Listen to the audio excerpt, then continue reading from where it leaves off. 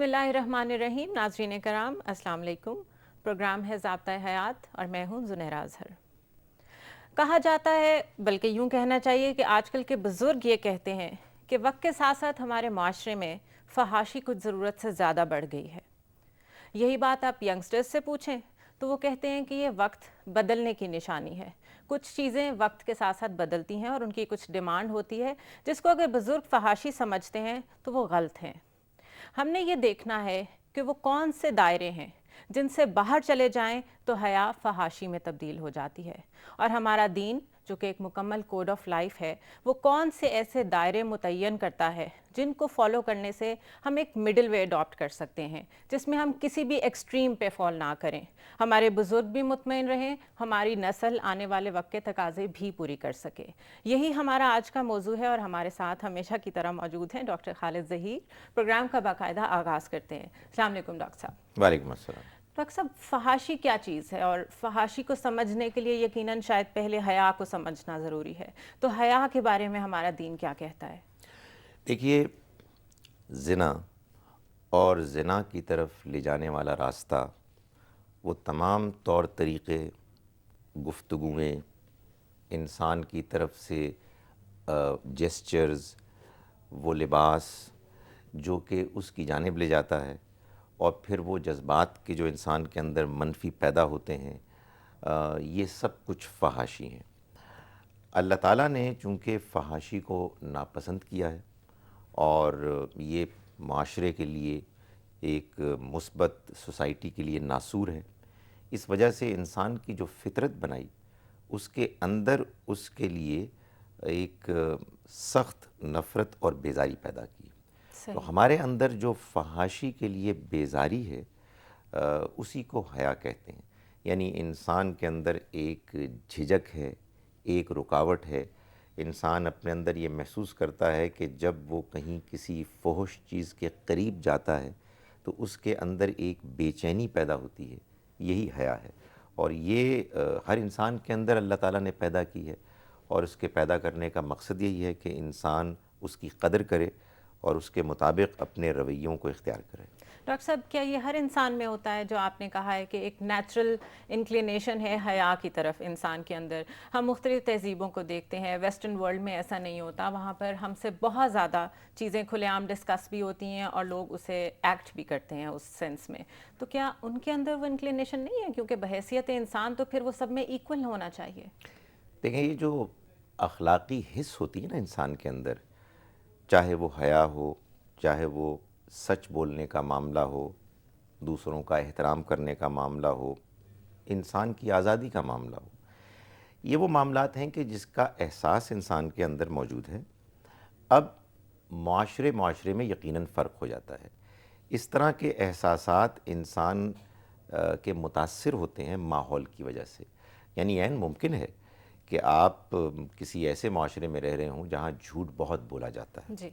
उसके नतीजे में इंसान शायद झूठ के ख़िलाफ़ इतनी ज़्यादा नफ़रत नहीं रखता होगा, लेकिन ये नहीं कहा जा सकता कि इंसान को इस बात का एहसास ही नहीं है कि झूठ बोलना बुरी बात है। सही। यही मामला हया का है। अगर किसी माशरे में बेहयाई बहुत बढ़ गई है, मर्दों और औरतों के दरमियान आज़ादाना इख्तलात इतना ज़्यादा हो गया है कि वो एक जो अल्लाह ने इंसान की फ़ितरत में हद रखी हुई है, सूरत हाल उससे बहुत आगे बढ़ गई है, तो ये मुमकिन है कि बाज़ लोग फिर हया का अपने अंदर वो लेवल ना महसूस करें कि जो अल्लाह की तरफ से इंसान की फ़ितरत में रखा गया था, इसलिए कि फ़ितरत के बिगड़ने के इम्कानात तो होते हैं। सही। जैसे मादी दुनिया में आप देखते हैं ना कि इंसान को किसी नए माहौल में जाकर बाज़ औक़ात महसूस होता है कि कुछ बदबू आ रही है, लेकिन अगर वो उसी माहौल में रहना शुरू कर दे तो फिर उसके अंदर उसका एहसास कम होता है और मिट जाता है। ख़त्म हो जाता है। तो इसी तरह से अखलाकी और रूहानी ज़िंदगी में भी अल्लाह ताला ने इंसान के अंदर हिस्स रखी हुई है अखलाकियात की, लेकिन बहरहाल माहौल से वो मुतासिर होती है। डॉक्टर साहब, हया में सबसे पहले जिस चीज़ का तसव्वुर आता है वो लिबास है। एक इंसान जब ड्रेसअप होकर घर से बाहर निकलता है तो उसके निकलने के अंदाज में बहुत सारे मैसेजेस होते हैं। लिबास का क्या कॉन्सेप्ट हमारा दीन देता है? हमारे दीन में अल्लाह ताला ने इस बात का तकाज़ा किया है کہ ہمارا لباس جہاں زینت کا ذریعہ بنے وہاں انسان کے لیے حیا کا ذریعہ بھی بنے. یعنی جو اللہ تعالیٰ نے مردوں اور عورتوں کے درمیان ایک دوسرے سے کچھ چیزیں لازماً چھپانے کا ایک تقاضا رکھا ہے، لباس اس تقاضے کو پورا کرے. لباس اس بات کو انشور کرے کہ جب ہم معاشرے میں ایک دوسرے سے ملیں تو ہم ایک شرافت کے دائرے کے اندر ملیں. دنیا کے معاملات ظاہر ہے کہ مردوں اور عورتوں کے اختلاط کے بغیر چل نہیں سکتے. یہ بالکل اللہ صحیح. کی بنائی ہوئی دنیا ہے، اس میں بالکل. اللہ تعالیٰ نے یہ تنوع رکھی ہوئی ہے. لیکن ایک حد ہے کہ جس سے آگے اگر آپ بڑھ جائیں تو اس کے بعد انسان اپنے اندر محسوس کرتا ہے، خارج میں باہر چاہے وہ کتنا جھوٹ کیوں نہ بولے، اندر وہ محسوس کرتا ہے کہ کچھ گڑبڑ ہے، جذبات کچھ منفی ہو رہے ہیں. تو اللہ تعالیٰ نے یہ چاہا ہے کہ ہم اپنی شرمگاہوں کو، ان جگہوں کو کہ جن سے کہ انسان یہ محسوس کرتا ہے کہ دوسری جانب جو لوگ ہیں صنف والے، دی اپوزٹ جینڈر، ان کے ہاں منفی جذبات پیدا ہو سکتے ہیں. تو انسان اگر شرافت کے دائرے کے اندر ہے تو وہ پھر اپنے ان جسم کے حصوں کو اچھی طرح سے ڈھانک کے رکھے گا، اپنے گفتگو کے انداز میں، اپنے دیکھنے کے انداز میں، اپنے مختلف جو اس کی حرکتیں ہوتی ہیں جسم سے صادر، ان سب میں اس بات کا لحاظ رکھے گا کہ کہیں ایسا نہ ہو کہ میرے اندر کوئی منفی جذبات پیدا ہوں یا دوسرے فرد کے اندر کوئی منفی جذبات پیدا ہوں. اختلاط مرد و زن کے بغیر معاشرے چل نہیں سکتے، یہی پوائنٹ ابھی ڈاکٹر خالد ظہیر نے ریز کیا ہے. اسی بات کو ہم آگے بڑھائیں گے، لیکن یہاں پر لیں گے ہم مختصر سا وقفہ.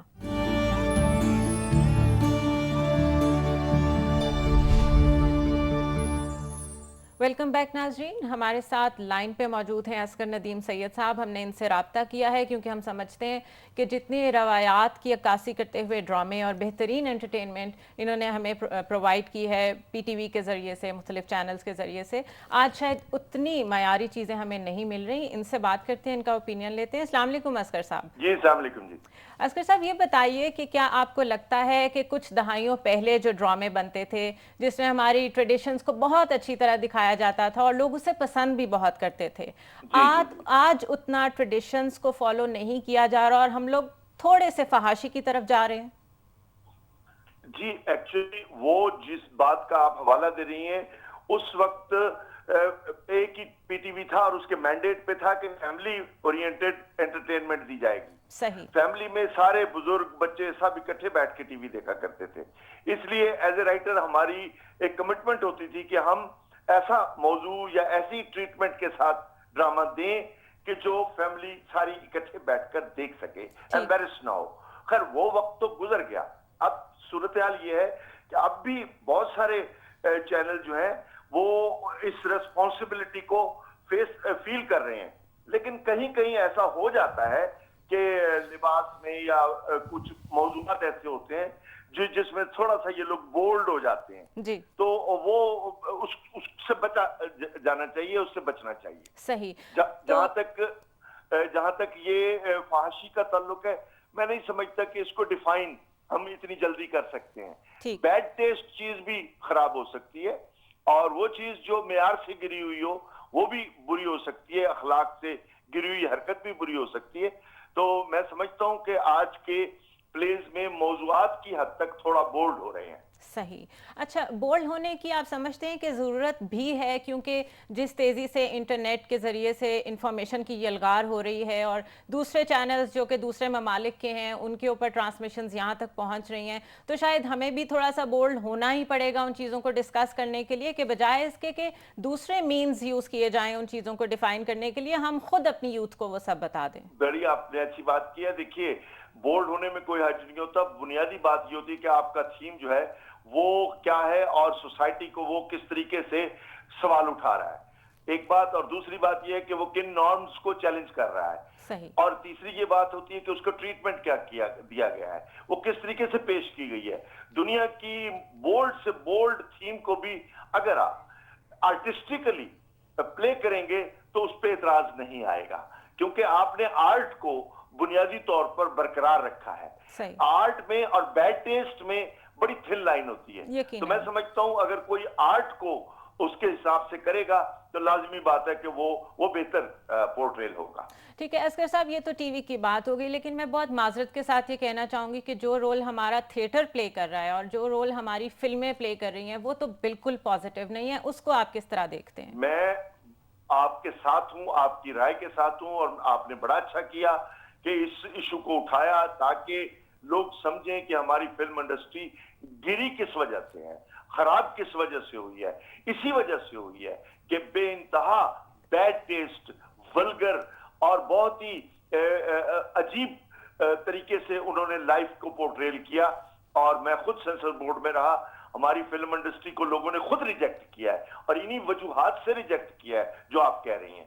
سو میں نہیں سمجھتا کہ وہ لوگ جن کی وجہ سے فلم انڈسٹری تباہ ہوئی ہے وہ لوگ پھر کچھ کر سکیں گے. اس کی جگہ اب نئی ویلیوز کے ساتھ، نئے آرٹسٹک ٹیلنٹ کے ساتھ، کریٹیوٹی کے ساتھ نوجوانوں کو آنا پڑے گا اور وہ آ کے اس کو ریوائیو کریں گے. ایک بات جہاں تک سٹیج اور تھیٹر کا تعلق ہے، سچی بات ہے وہ کسی بھی حوالے سے تھیٹر کی ڈیفینیشن پہ نہیں آتا. وہ بیسیکلی ایک طرح سے کون سا دنیا کا تھیٹر ہے جو رات کے 2 بجے چلتا ہو. یہ واضح طور پر وہ اشارہ ہے کہ یہ کوئی تھیٹر، کوئی تفریح نہیں ہے. یہ ایک طرح سے ایک خاص طبقے کی عیاشی کے لیے کوئی نہ کوئی سامان باہم پہنچایا جا رہا ہے. بہت بہت شکریہ اصغر ندیم صاحب ہم سے بات کرنے کا، بہت شکریہ. ڈاکٹر صاحب، کچھ چیزیں ہیں جو زینت کہلاتی ہیں، کچھ چیزیں جو آرائش میں آتی ہیں. میں نے یہ سنا ہے کہ سنگھار کو عورت کا حق کہا گیا ہے. ان کو الگ الگ ڈیفائن کیسے کریں گے؟ دیکھیں، یہ معاملہ ظاہر ہے بار بار اٹھتا ہے کہ آخر وہ کیا حد فاصل ہے کہ جس کو ملحوظ رکھنا مرد و عورت کے تعلق میں، انٹریکشن میں ضروری ہے. یہ اتنا نازک سوال ہے کہ اس کا جواب اللہ تعالیٰ ہی دے سکتا تھا، اور اس نے اس کو بڑے واضح اور بھرپور طریقے سے دیا. یہ انسان کی ایک الگ بدقسمتی ہے کہ اس جواب کے نازل ہو جانے کے بعد بھی ہم یہ دیکھتے ہیں کہ یا تو مسلمانوں کے ہاں افراط ہے یا تفریط ہے. یعنی وہ یا ایک جانب بہت آگے بڑھ گئے ہیں یا دوسری جانب بہت آگے بڑھ گئے ہیں. اللہ تعالیٰ نے قرآن مجید میں سورہ نور میں آیت نمبر 30 اور 31 میں یہ بتایا ہے کہ جب بھی مردوں اور عورتوں کو آپس میں انٹریکٹ کرنے کی ضرورت پیش آئے تو مردوں کو بھی چاہیے کہ وہ اپنی نگاہوں کو پاک رکھیں اور اپنی شرمگاہوں کی حفاظت کریں. یعنی یہ کہ وہ اگر دیکھیں تو شرافت کی نگاہ سے دیکھیں، اور وہ اپنے لباس کو بھی اور اپنے نفسیات کو، اپنے رجحانات کو بھی حدود کے اندر رکھیں، اور ان کا لباس شریفانہ باوقار ہونا چاہیے. یہی 2 ہدایات آیت نمبر 31 میں اللہ تعالیٰ نے خواتین کو بھی کہیں. لیکن خواتین چونکہ خواتین ہیں اس لیے ان کو مزید 2 باتیں کہیں. ایک یہ کہا گیا کہ وہ جب بھی اس طرح کے کسی موقع پر آئیں تو انہیں اپنے چادر سے، اوڑھنی سے اپنے سینے کو اچھی طرح سے ڈھانک لینا چاہیے. اور اگر وہ بناؤ سنگھار کریں، وہ جو آپ نے سوال کیا، تو وہ بناؤ سنگھار کر سکتی ہیں، لیکن وہ پھر اپنی زینت اور بناؤ سنگھار کو ظاہر نہیں کریں گی سوائے اس حصے کے کہ جو فطری طور پہ آپ سے آپ ظاہر ہے. الا ما ظہر منہا، یعنی اپنے چہرے کو، اپنے ہاتھ کو، اپنے پیروں کو اگر انہوں نے سنوارا بھی ہے، زینت سے آراستہ بھی کیا ہے، تو وہ کھول سکتی ہیں. لیکن اس کے علاوہ جتنے حصے انہوں نے زینت سے، آرائش سے آراستہ کیے ہیں، ان کو چھپانا ہوگا. ڈاکٹر صاحب، یہ جو تعلیمات آپ نے بتائی ہیں، ابھی بیان کی ہیں، کیا یہ جنرلی سب پہ اپلائی ہوتی ہیں کہ محرم اور غیر محرم کے لیے الگ الگ ہیں؟ دیکھیں، اس میں جو فرق ہے وہ صرف اتنا ہے کہ اللہ تعالیٰ نے محرم مردوں کے بارے میں یہ کہا ہے کہ جو آرائش کی بات ہے وہ آرائش اور زیب و زینت وہ محرم رشتہ داروں کے سامنے کھول سکتی ہیں. باقی سب کے لیے یہ بات یکساں ہے، اور گھر کے اندر ہو یا گھر کے باہر، دونوں میں اللہ تعالیٰ نے یہی بات بیان کی ہے.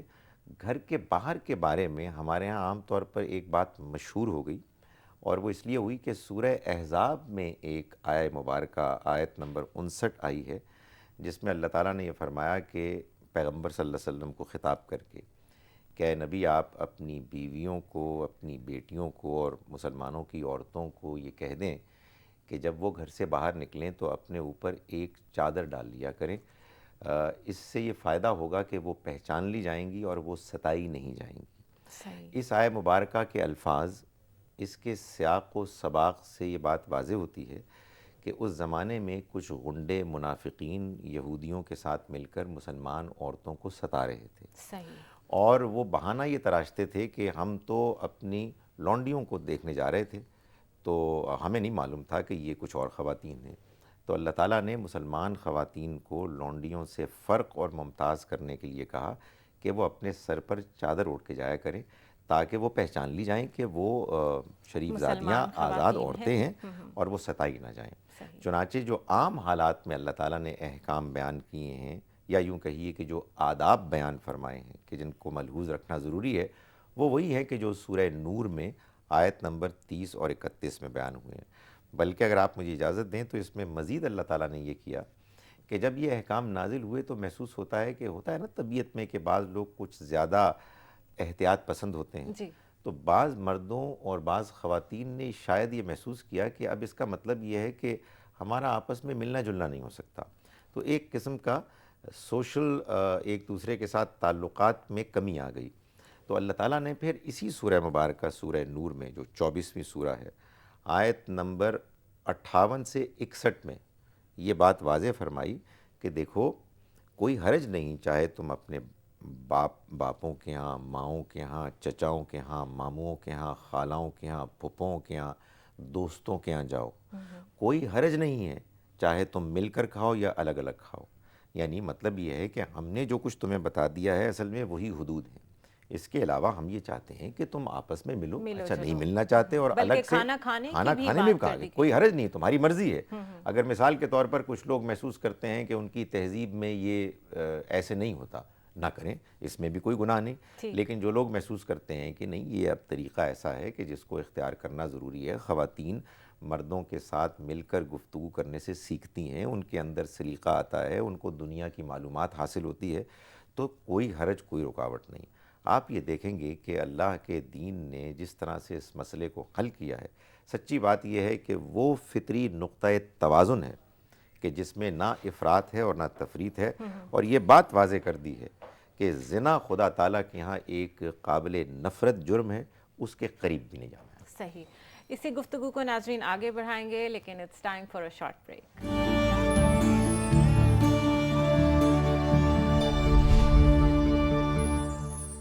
ویلکم بیک ناظرین. بریک کے بعد ہم ڈاکٹر خالد ظہیر کے ساتھ سوالوں کا سلسلہ تو جاری رکھیں گے، لیکن اب کچھ سوالات ہمارے پاس ایسے ہیں جو کچھ ینگسٹرز نے ہم سے اسپیشل ریکویسٹ کی تھی کہ ہم ڈاکٹر خالد سے پوچھنا چاہتے ہیں. ہم نے وہ ریکارڈ کیے. آئیے فرسٹ کویسچن پوچھتے ہیں اور پھر ڈاکٹر صاحب سے اس کا جواب لیتے ہیں. میرا نام مہوش شہین ہے. میرا کوشچن ڈاکٹر ظہیر سے یہ ہے، حیا کا تصور زمانے کے ساتھ بدلتا جا رہا ہے. جسے پہلے لوگ فحاشی کہتے تھے، اب اس چیز کو فحاشی نہیں کہتے. فحاشی کی کوئی ایسی تعریف ہے جو زمانے کے ساتھ نہ بدلے؟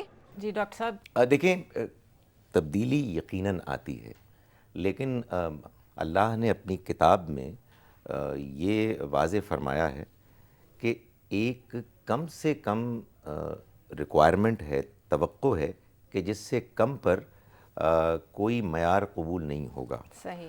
اور اس میں وہ جو احکام بیان ہوئے ہیں سورہ نور میں، انہی سے معلوم ہوتا ہے کہ مرد ہوں یا عورت، دونوں کو اپنی شرم گاہوں کو ڈھانکنا ہے. صحیح.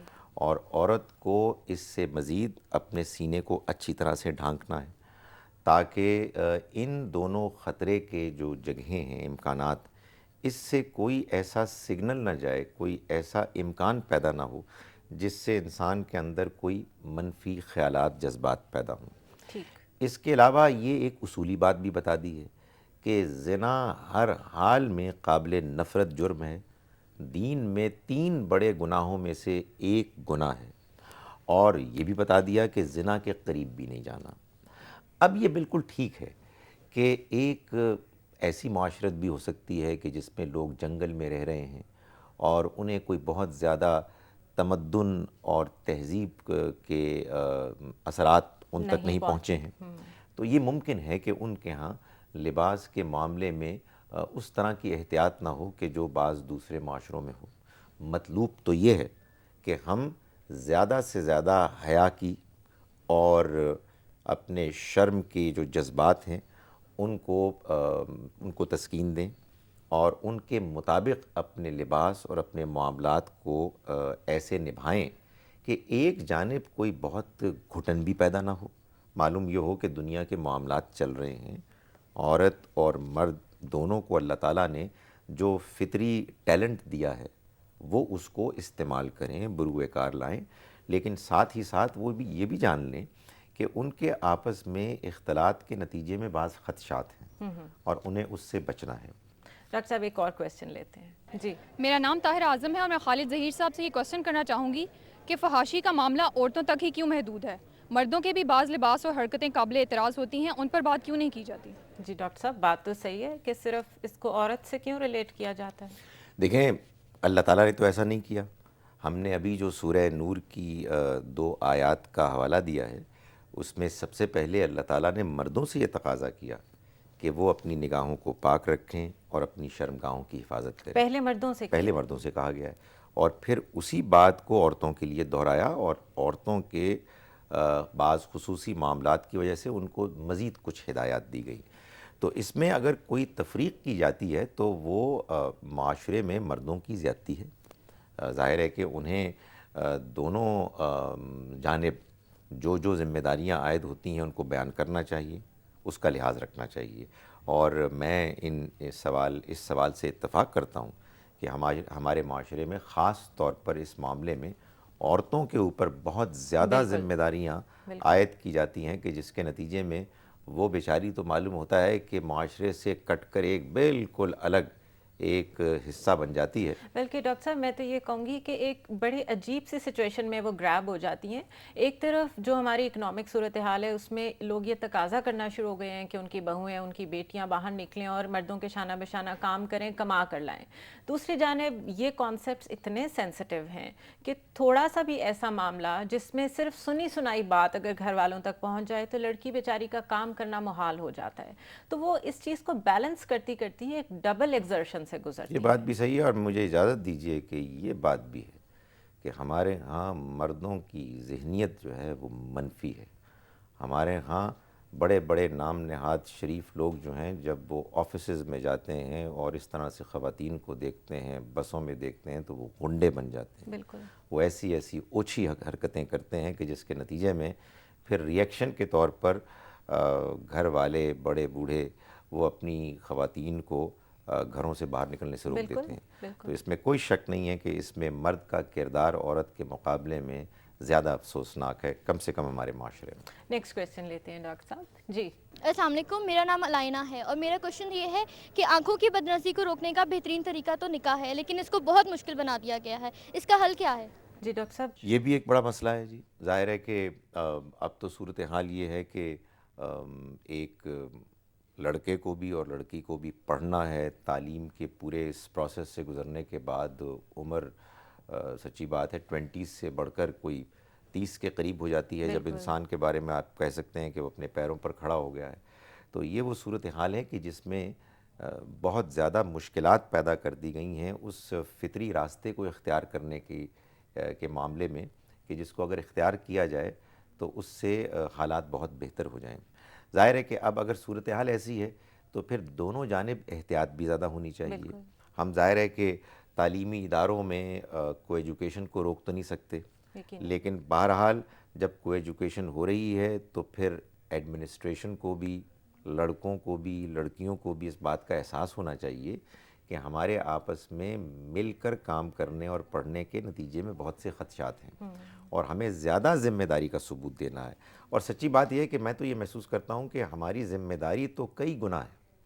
ہمیں تو اصل میں اس مغربی معاشرے کے لیے بھی ایک معیار قائم کر کے ان کے سامنے نمونہ پیش کرنا ہے کہ جو معاشرہ, سچی بات یہ ہے کہ ہمارے مقابلے میں بہت سے دوسرے معاملات میں اخلاقی طور پر بہت بلند ہے, لیکن اس معاملے میں مغربی معاشرہ اتنا گر گیا ہے کہ سچی بات ہے کہ دل چاہتا ہے کہ ہم کم سے کم اس معاملے میں ان کی رہنمائی کریں اور ان کو یہ بتائیں کہ دیکھو تم ہماری جانب دیکھو اور تمہیں یہ احساس ہو کہ مردوں اور عورتوں کے تعلقات کیسے ہونے چاہیے.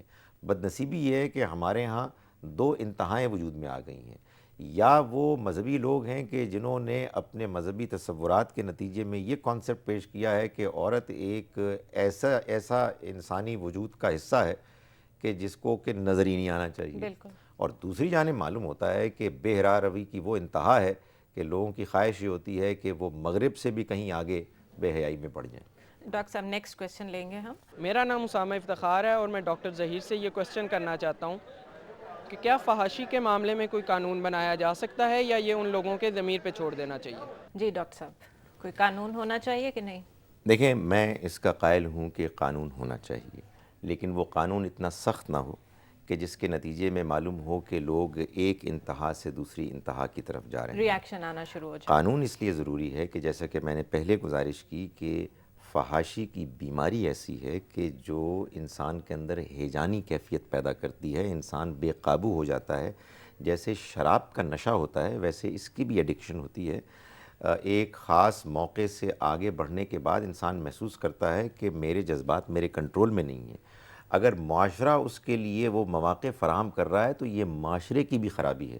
سچی بات یہ ہے کہ انٹرنیٹ میں، ٹیلی ویژن چینلز میں، پورنوگرافی کے اور جو مختلف ذرائع ہیں میگزینز کے، اس میں جو کچھ دکھایا جاتا ہے، اگر وہ نوجوانوں کو، بچوں کو اور بڑوں کو اگر آپ دکھاتے رہیں گے تو پھر یہ توقع آپ ہرگز نہ کیجئے کہ ان کا ضمیر ان کو روکے گا، اس لیے کہ اس معاملے میں انسان بے بس ہوتا ہے۔ ڈاکٹر صاحب اتنی ایزی ہو گئی ہے، ایک بٹن کے کلک پہ آپ کو کیا کیا اویلیبل ہو جاتا ہے۔ آپ یہ دیکھیں نا کہ ہم گھر سے باہر نکلتے ہیں، کتنا ظلم ہے کہ ہم سڑکوں پہ جا رہے ہیں اور بل بورڈز پہ ہمیں وہ تصویریں دیکھنے کو ملتی ہیں کہ جن کو دیکھ کے انسان کی طبیعت میں ظاہر ہے کہ منفی رجحانات پیدا ہوتے ہیں، آدمی کی طبیعت بیزار ہوتی ہے اور وہ محسوس کرتا ہے کہ وہ پاکیزگی، وہ شرافت جو انسان کو مطلوب ہے، وہ نماز کے اندر کی کیفیات کے جو انسان کے اندر پیدا ہوئی ہیں وہ ساری متاثر ہو رہی ہیں۔ سچی بات ہے کہ یہ فحاشی پھیلانے والے لوگ ظالم لوگ ہیں، اور اسی وجہ سے اللہ تعالیٰ نے قرآن مجید میں سورہ نور میں یہ فرمایا ہے کہ وہ لوگ کہ جو اہل ایمان میں فحاشی پھیلا رہے ہیں،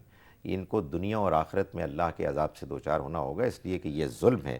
یعنی آپ لوگوں کے ذہنوں کو، ان کی نگاہوں کو مسموم کر رہے ہیں۔ یہ وہ چیز ہے کہ جو ظاہر ہے کہ جیسے انسان دوسرے کو تکلیف دے کے اللہ کے ہاں مجرم قرار پاتا ہے، بالکل اسی طرح سے وہ لوگ کہ جو فحاشی پھیلاتے ہیں وہ اللہ تعالیٰ کے ہاں بہت بڑے مجرم۔ ناظرین ہمارے ساتھ رہیے گا، it's time for a short break.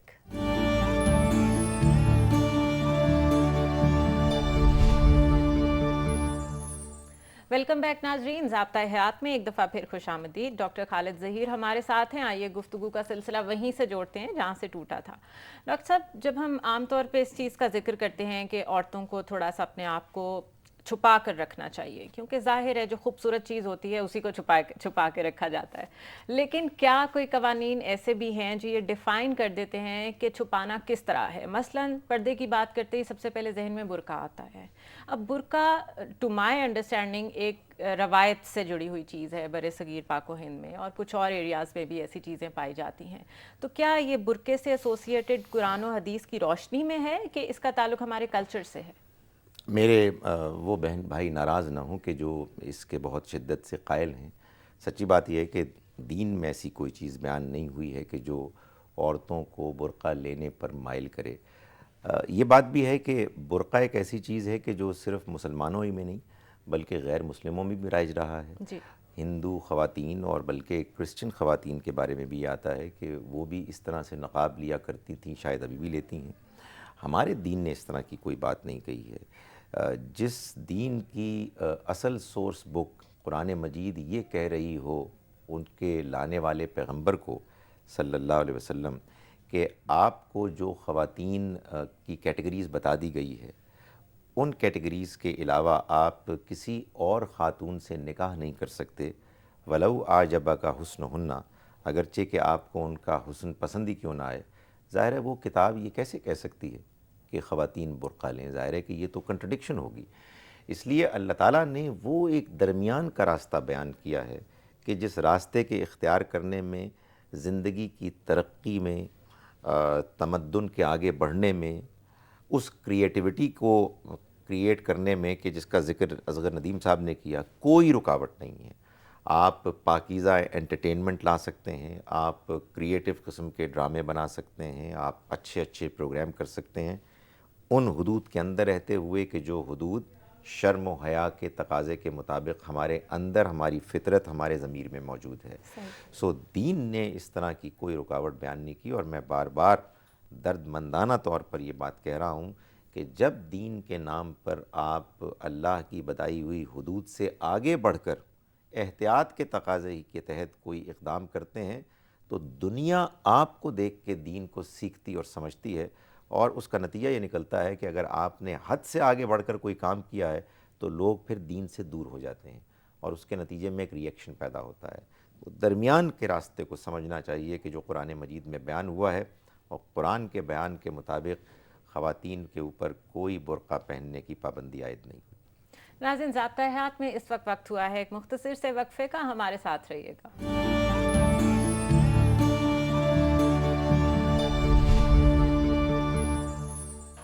Welcome back ناظرین، گفتگو کا سلسلہ وہیں سے جوڑتے ہیں جہاں سے ہم نے چھوڑا تھا۔ ڈاکٹر صاحب، فحاشی کے نام پہ یا کچھ چیزیں جو کہ ہم ڈسکس کرنے میں جھجک محسوس کرتے ہیں، ہم بہت ساری ہیلدی چیزوں کو کئی دفعہ پیچھے چھوڑ دیتے ہیں۔ ایکسپلوریشن، انوویشن، نئی چیزیں کریٹ کرنا، اور آرٹ، ہیلدی تھیٹر، یہ سب کچھ جس طرح کہ ہم نے ابھی بات بھی کی ہے، تو کیا اتنی زیادہ کوئی جھجک کی بات ہے کہ بس خاموشی ہو کے بیٹھ جائیں کیونکہ جی شرم بہت زیادہ ملحوظ خاطر ہے؟ دیکھیں، اللہ تعالیٰ نے تو قرآن مجید میں باقاعدہ یہ چیلنج کیا ہے کہ کوئی بتائے کہ کون ہے کہ جو یہ کہہ سکتا ہے کہ اللہ نے خوبصورتی کو حرام کیا ہے۔ اللہ نے تو زینت کو، خوبصورتی کو دنیا والوں کے لیے بنایا ہے، خاص طور پر اہل ایمان کے لیے بنایا ہے۔ صحیح۔ آگے چل کے یہ فرمایا کہ تم ان کو یہ بتا دو کہ میرے رب نے تو صرف حرام کیا ہے فحش کو، اس کے ظاہر کو بھی اور اس کے باطن کو بھی، ٹھیک۔ لباس میں بھی، بات چیت میں بھی، اور خیالات میں بھی، اور بعض دوسری چیزوں کو بھی آگے بیان کیا۔ معلوم یہ ہوا کہ یہ دنیا اپنے تمام تر حسن کے ساتھ اور تمام تر پوٹینشل کے ساتھ، تنوع کے ساتھ خدا تعالیٰ کی بنائی ہوئی ہے ہم انسانوں کے لیے کہ ہم اس کو پرکھیں، اس کو دیکھیں، اس کو ایکسپلور کریں، اس میں ہم نئی نئی چیزیں جو اللہ تعالیٰ نے ہمارے لیے رکھی ہیں ان کو دریافت کر کے اپنی زندگی کو بہتر سے بہتر بنائیں، اور سب سے بڑھ کر یہ کہ ہم اپنے اس رب کا شکر ادا کریں کہ جس نے ہم کو عقل دی، جس نے ہم کو کریٹیوٹی دی، جس نے ہم کو یہ وسائل دیے کہ جن کو ہم استعمال کر کے اپنی زندگی کو بہتر اور آسان بنا رہے ہیں۔ جب انسان ایک ہیلدی زندگی گزارے گا، صحت مندانہ ایکٹیویٹی میں انوالو ہوگا، تو پھر اس طرح کی منفی اور گھٹیا باتیں انشاءاللہ اس کے اندر نہیں داخل ہوں گی۔ ڈاکٹر صاحب، ترمذی کی ایک حدیث ہے کہ اللہ اس کا زیادہ حقدار ہے کہ اس سے حیا کی جائے، اس کا کیا مطلب ہے؟ اس کا مطلب یہ ہے کہ انسان کے اندر جو حیا کا مادہ، اس کے اندر جو اس کا رجحان ہے، یہ تو اللہ کی دین ہے نا۔ اللہ تعالیٰ ہم سے چاہتا ہے کہ ہم بے حیائی کی طرف آگے نہ بڑھیں، یہ اللہ کا حق ہے کہ ہم وہ برائی نہ کریں۔ بہت سے لوگ کہتے ہیں نا، جو کچھ مغرب سے متاثر ہیں، کہ بھئی بات یہ ہے کہ ہم کسی انسان نے کسی کو قتل کیا، یہ تو جرم ہوا، کسی نے کسی کی چوری کی، یہ تو برائی ہوئی۔ ایک مرد اور ایک عورت آپس میں باہمی رضامندی سے اگر کوئی کام کرتے ہیں تو کسی کو کیا تکلیف ہے؟ صحیح۔ نہیں، یہ اللہ کا حق ہے، اللہ نے ہم کو شرم دی ہے، اللہ نے ہم کو حیا دی ہے، اور بنانے والے کا یہ رائٹ ہے کہ ہم اس کی دی ہوئی اس نعمت کی قدر کریں، اور اگر ہمارے اندر کوئی منفی رجحان پیدا ہو رہا ہے جس کے نتیجے میں ہم محسوس کرتے ہیں کہ ہمیں کوئی لذت مل رہی ہے، تو ہم اپنے آپ کو روک کے رکھیں، اور اس کی حیا، اس کے روب اور اس کے خوف کی وجہ سے اپنے ان جذبات کو تسکین دینے کے لیے آگے نہ بڑھیں۔ ڈاکٹر صاحب، thank you so much for joining اس۔ ناظرین، آپ نے پروگرام دیکھا، ڈاکٹر صاحب کی باتیں سنی۔ فحاشی کوئی ایسی چیز نہیں جس میں کوئی کنفیوژن پیدا ہو۔ اللہ تعالیٰ کا دین بہت سادہ ہے، اور ہر چیز الگ الگ کر کے اتنی کھول کے بیان کر دی گئی ہے کہ اس کے بعد بھی اگر ہم سمجھتے ہیں کہ اس میں کوئی ایمبیگوٹی ہے تو وہ ہمارے سمجھنے میں یا ہمارے سمجھانے والوں میں کوئی غلطی ہے۔ کوشش کریں کہ ہمارے اندر کی جو حس ہے، جس میں ہمیں بہت ایکوریٹلی پتہ چلتا ہے کہ کون سی چیز پازیٹیو ہے، کون سی چیز نیگیٹیو ہے، اس کے ساتھ اپنا ایک تعلق جوڑیں، تاکہ کوئی بھی ایسی چیز جو ہمیں نیگیٹیوٹی کی طرف لے کر جاتی ہے، منفی چیزوں کی طرف لے کے جاتی ہے، ہم اس کی طرف جا ہی نہ پائیں۔ رہ گئی اللہ تعالیٰ کی بات، تو اللہ تعالیٰ تو کہتے ہیں کہ کوئی ہے کہ سوچے سمجھے، سوچنے اور سمجھنے پہ پابندی کسی نے نہیں لگائی، بلکہ اسی لیے تو انسان کو پیدا کیا گیا ہے۔ مجھے اجازت دیجیے، اللہ حافظ۔